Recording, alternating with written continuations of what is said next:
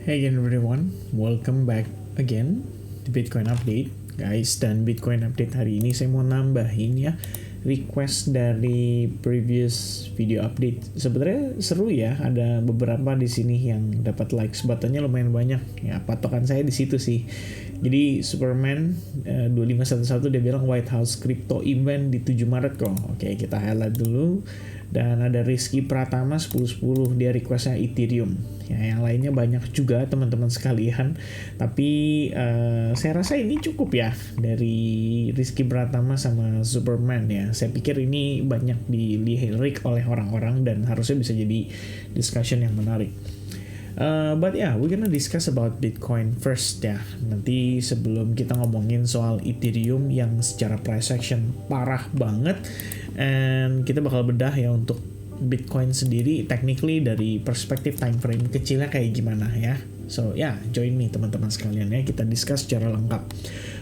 Guys, anyway, ada beberapa yang menarik sebetulnya ya. Saya mulai dari beberapa faktor informasi makro dan lain-lain gitu ya. Pertama guys, besok ya, lebih tepatnya nanti nih sekitar, sekarang saya bikin video jam 4 lewat 21 menit sih.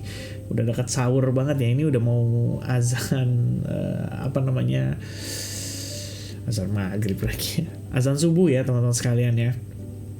So ya, Trump bakal dijadwalin ngomong jam 9 pagi, itu berarti sekitar 4,5 jam lagi dari sekarang ya. Kita terus terang nggak tahu ya apakah Trump akan sebutkan atau menyebutkan atau akan ngomongin seputar kripto juga gitu kan. Artinya kan dia ngomong nih, ya kan banyak hal lah ya yang dia ngomongin di situ teman-teman. Pasti dia ngomongin soal tarif, pasti dia ngomongin soal Ukraine ya kan, tarif deal dengan si Ukraine baru-baru ini baru dapat kabar nih tadi katanya udah deal ya untuk sehubungan dengan tarifnya tuh ya kan. US and Ukraine poised to sign mineral deals despite tension and bla bla bla gitu.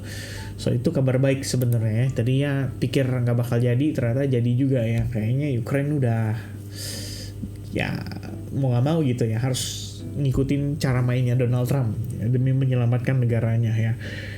So ya, dia bakal ngomong jam 9. Kita nggak tahu dia bakal ngomong apa, tapi yang pasti kalau sampai kripto mungkin nggak disebut nih. Recently pelaku pasar kripto kan lagi baper ya teman-teman sekalian ya. Kayaknya bakal kena dampak, oke, dan bisa cenderung negatif ya pada saat Trump nanti ngomong. Kalau misalkan dia nggak sebutin soal itu, ya itu setidaknya perlu teman-teman antisipasi untuk saat ini. Kemudian guys, ada yang menarik ya. Jadi ini lagi back and forth nih seputar seputar interest rate ya. Di sini ada disebutin tuh ya, US Treasury Secretary Scott Bessent ya says we're set on bringing interest rates down. Kalian boleh lihat cuplikan tayangannya ya teman-teman kalau kalian interested gitu. Cuma intinya si Scott Bessent bilang ya, kita kelihatannya akan pangkas suku bunga nih ya. Istilahnya udah on track buat ke arah sana gitu.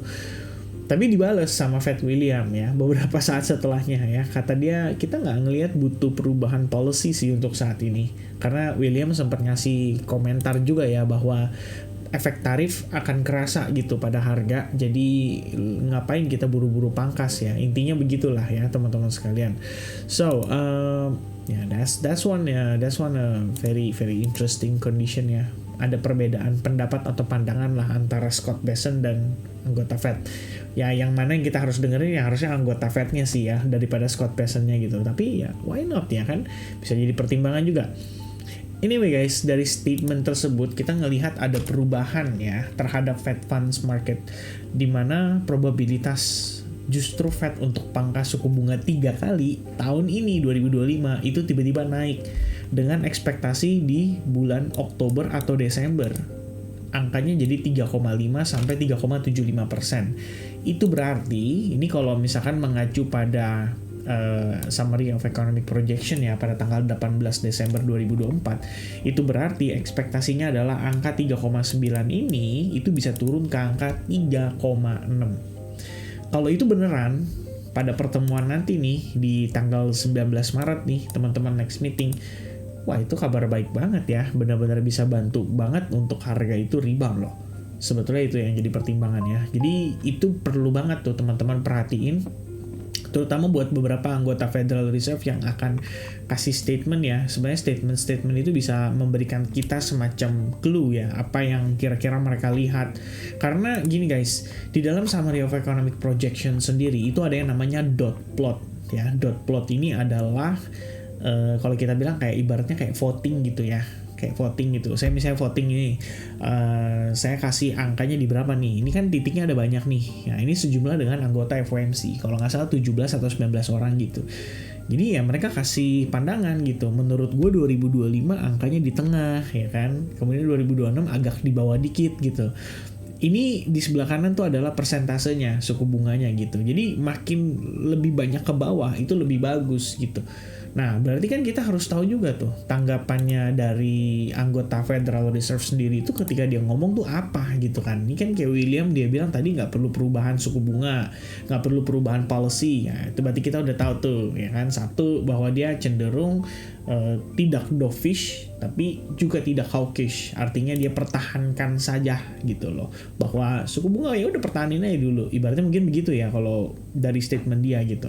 Lalu nanti akan ada lagi kan kayak anggota-anggota Fed lainnya akan ngomong gitu, kayak minggu ini hari Jumat tuh ada Waller ya, dia bakal speak jam 3.30 pagi, kemudian ada Bostic juga akan speak gitu, ada siapa lagi ya biasanya mereka aja sih ya, William juga ngomong lagi, Bowman ngomong lagi ya, itu bakal ngasih semacam insight ya kira-kira gimana tanggapan mereka.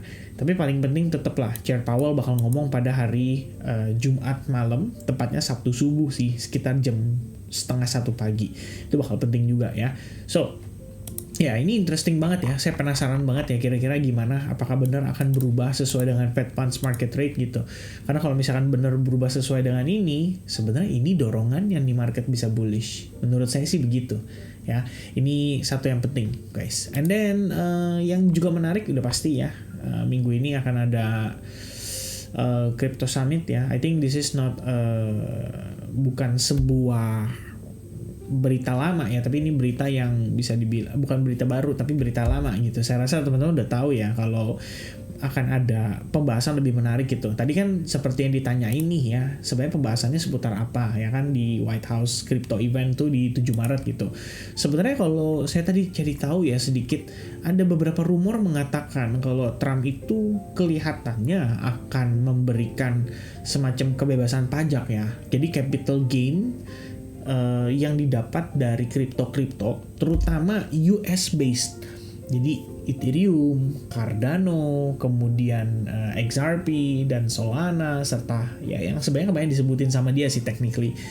Itu let's say ini kalau beneran let's say Donald Trump bilang iya 3 buat mereka yang nge-hold crypto US based akan bebas pajak.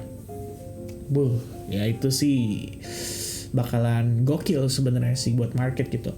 So technically itu juga bisa jadi sentimen positifnya sebetulnya buat Ethereum gitu. Karena terakhir Donald Trump juga kan ngomong ya di Truth Social gitu, kalau dia bilang ya tentu saja Bitcoin dan Ethereum ya. Artinya Ethereum itu harusnya bersanding dengan Bitcoin sebelah-sebelahan tuh. Ya by the way persen ngomong ini naik lagi nih, bagus lah ya. Setidaknya teman-teman gak sedih-sedih banget kan kalau ngelihat harga turun kan, nanti lagi sahur ya tapi sambil sedih gitu. Kalau ini kan enggak lah ya, berarti happy-happy aja nih ya. So ya, itu bakal jadi satu yang hot ya. Cuman yang menarik adalah di hari tersebut akan diundang Michael Saylor. Nah dia kan bakal ngasih pandangan, dan kalian tahu kan seberapa bullishnya Michael Saylor gitu. So, I don't know ya guys ya, kalau misalkan bener Michael Saylor diundang, dia datang di hari H, waduh ya, saya yakin diceramahin tuh ya. Udah Trump, lu begini-begini lah. Ya mudah-mudahan dia bisa punya kuasa untuk menceramahi Donald Trump ya. Soal hal tersebut ya, oke. Nah, di luar daripada kondisi tersebut, ini menarik ya. Kanada akhirnya ngebales dengan tarik balasan gitu terhadap US gitu. Jadi ada beberapa barang atau produk yang dikenain tarif sama si Kanada gitu. He said on 25% duty on Canadian dollar ya, I think ya, 30 billion worth of US goods will take effect immediately and bla bla bla. Tapi lucunya gini guys ya, langsung di counter sama Donald Trump ya. Jadi di counternya Donald Trump tuh langsung dia bilang begini, nih ya, oke, bukan yang ini, tadi mana tuh saya baca tulisannya, Intinya begini ya, Donald Trump langsung bilang, kalau lu kenain gue tarif balasan, gue akan berlakukan reciprocal tarif. Ya, buat yang nggak tahu reciprocal tarif apa, intinya kalau misalkan contoh nih Indonesia kenain tarif buat rokok deh ya, anggaplah Marlboro putih itu ya, misalkan rokoknya dari US gitu, kenain tarif nih ke US. US bakal balas tarifnya sesuai dengan tarif yang Indo kenain ke US. Intinya begitu. Tuh. Jadi Trump ya berjanji ya akan memberikan tarif lebih banyak pada Kanada setelah Trudeau's retaliation. Ya, please explain to Governor Trudeau of Canada that when he puts on a retaliatory tariff on the US, our reciprocal tariff will immediately increase by a like amount. Jadi langsung kayak ya geter sih kalau saya jadi Trudeau, kayak aduh ya juga ya, kalau gue kenain dia tarif, dia bakal balas gue pakai tarif ini. Ya serba salah teman-teman sekalian ya. Tapi pada intinya China ngebalas tarif, kita semua tahu ya, tadi pagi lebih tepatnya ya. Jadi waktu saya create video kemarin kan, ini kan 22 jam lalu ya, berarti 22 jam lalu itu harusnya sekitar jam 5, jam 6 pagi kemarin gitu kan. Hari ini kita dapat kabar kalau China ngebales tarifnya si US. Nah itu yang bikin Bitcoin tadi pagi, tepatnya jam 8 ya, kalau kamu lihat itu harga candlenya tuh turun gitu, $3.000, 86.000 ke 83.000-an something gitu. Sebelum akhirnya turun lagi di US session pada saat New York Open, tapi cuman buat liquidity sweep doang, habis itu dia mantul naik gitu kan. Nah kalian pasti langsung mikir dong, ini kayaknya gara-gara gap nih tuh ya kan, ini gara-gara gap nih. Nah ini gap yang kita bahas sama teman-teman kemarin juga tuh waktu lagi live streaming ya, bahwa closing Bitcoin kalau di atas udah pasti menciptakan gap kan pada pergerakan di CME, dan udah ketutup gapnya, abis itu dapat reaksi positif. Apakah itu faktor pendorongnya untuk Bitcoin naik? Ya, sebenarnya nggak juga ya. Ada yang menarik sebenarnya teman-teman, kamu cek di perspektif time frame 4 jam, ada apa di sana? Jawabannya adalah ada imbalance. Jadi memang sebenarnya imbalance itu juga bisa dibilang kelihatannya ya menghadirkan extra reaction pada market. Makanya Bitcoin ini dalam 4 jam terakhir naik lumayan lah ya. Kalau kita lihat $5.400, sekitar 6,5% gitu. Gara-gara fair value gap itu. Saya pikir sih itu yang juga ngasih trigger lah buat Bitcoinnya bisa back to bullish, at least untuk pergerakan jangka pendek. Yang minimal agak lega nih ya, padahal sudah dibombardir gara-gara masalah tarif gitu. Nah ini masih hot, masih akan berlangsung, masih akan berlanjut. Trump bakal ngebanyol jam 9 pagi pada saat China atau Asia juga lagi melek. Timbul pertanyaan dong, kira-kira China bakal ada statement juga nggak nih terhadap Donald Trump dan lain-lain gitu ya. So ini bakalan tetap membuat market sangat volatile sih. Saran saya teman-teman sekalian, aktivitas tradingnya kalau bisa diatur dengan risk management yang lebih proper, jangan terlalu agresif dan open position terlalu banyak ya. Itu dulu teman-teman sekalian. Bentar lagi mau azan nih ya, saya harus mempercepat ngomongannya teman-teman sekalian ya. Tapi pada intinya ya itu ya, masalah tarif masih menjadi sebuah pendorong ya market secara keseluruhan. Kalau kita cek hari ini S&P 500 turun by 0,77%, tapi moment before market close ya kayaknya recovery, walaupun nggak banyak tapi recovery gitu. Nasdaq yang menarik balik ke 0,06%, ini yang juga ngebantu Bitcoinnya untuk rebound sebetulnya sih, right? So ya, on Bitcoin itself ya, kondisinya gimana nih Vin untuk saat ini gitu. Saya harus refresh nih karena chart saya nggak nongol ya, data-data yang saya punya dari pergerakan sebelumnya teman-teman. Oke. Mana nih chartnya? Hello, kok kagak nongol ya? Saya lihat ya. Wah, capek deh ya. Nih trading view-nya nih ya, kendala teman-teman sekalian. Trading view-nya ini. Saya dijegal semesta guys ya untuk ngelanjutin update-nya. Ya tapi pada intinya, ini kalau udah keluar ya.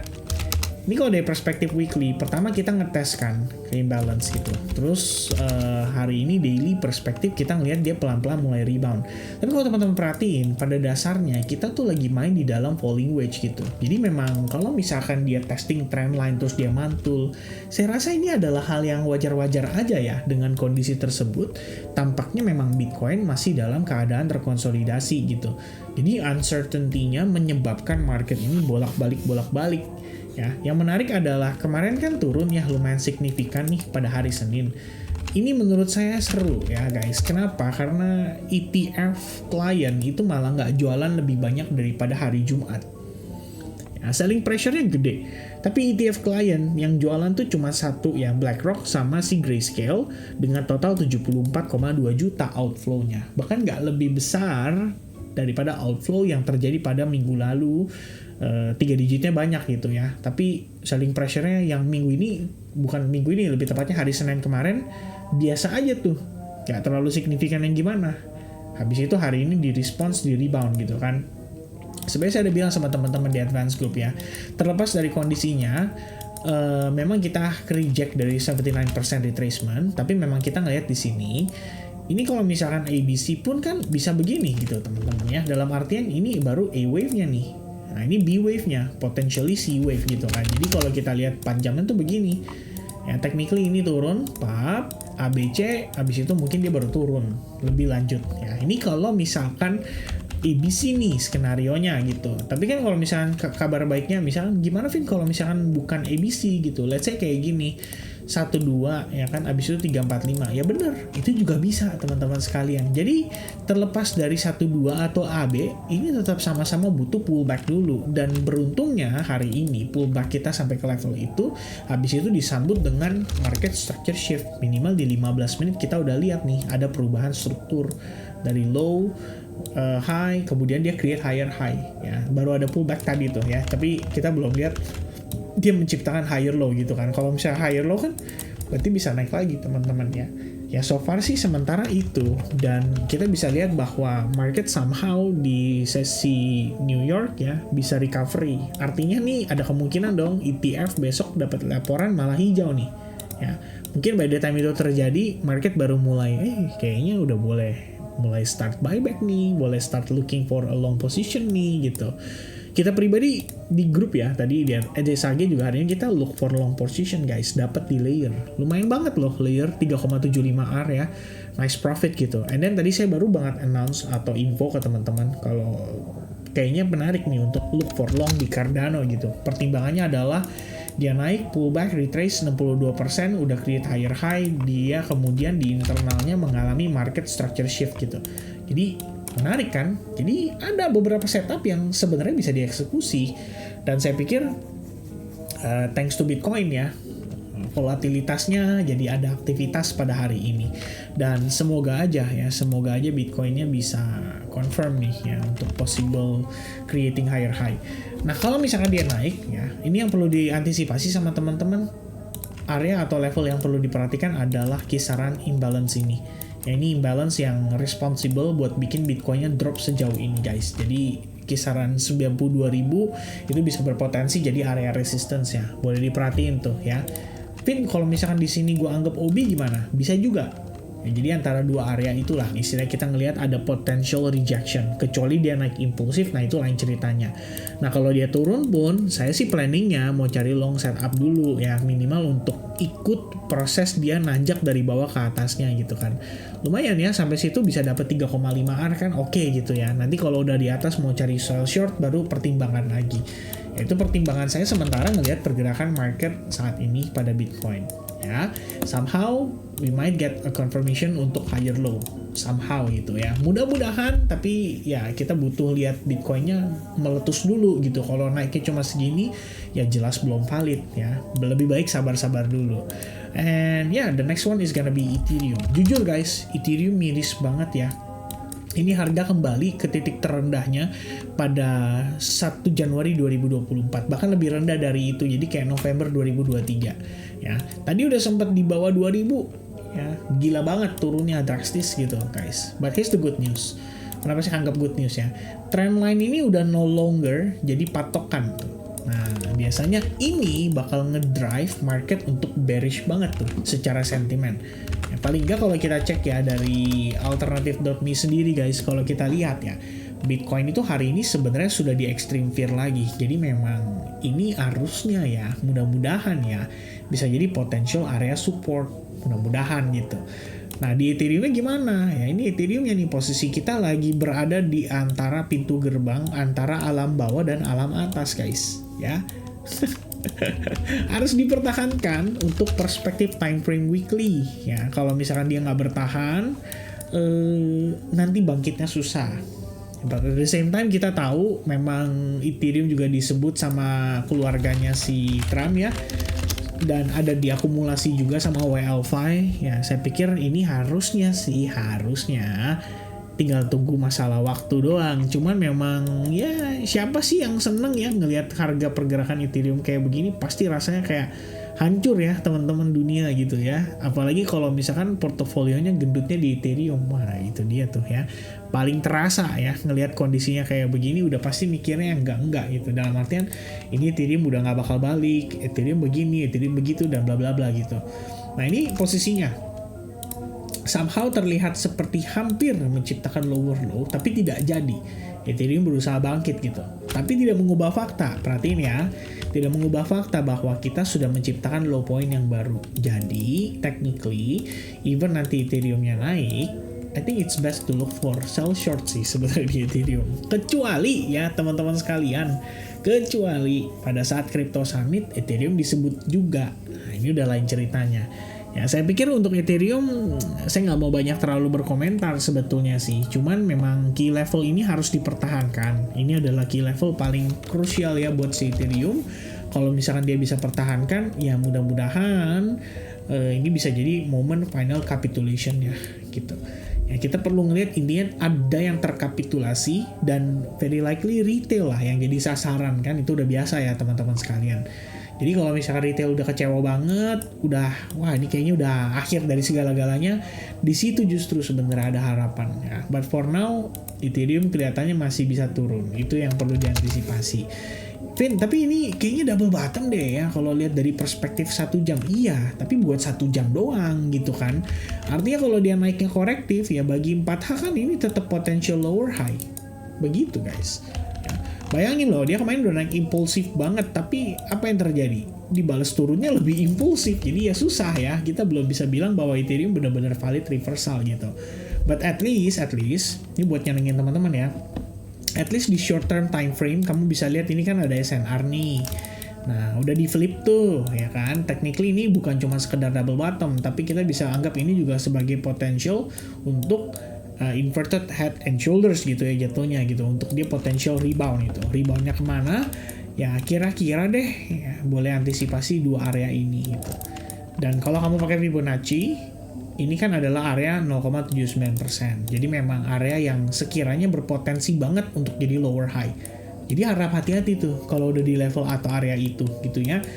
Antisipasi aja ya, dalam artian kalau sampai ada rejection gue bakal begini ya. Itu yang boleh dilakukan sama teman-teman menurut saya sih ya untuk case saat ini. So ya guys ya, udah azan maghrib nih ya, azan maghrib lagi, azan subuh nih teman-teman. So thank you very much guys for watching this video. Semoga informasinya bisa bermanfaat. Selamat menjalankan ibadah puasa teman-teman untuk hari ini. Semoga lancar ya, dan semoga juga teman-teman terhindar dari kebanjiran karena posisi kita lagi banjir di mana-mana nih katanya begitu. So yeah, be safe to everybody. God bless to everyone. Have a nice day guys. Cheers. Bye bye.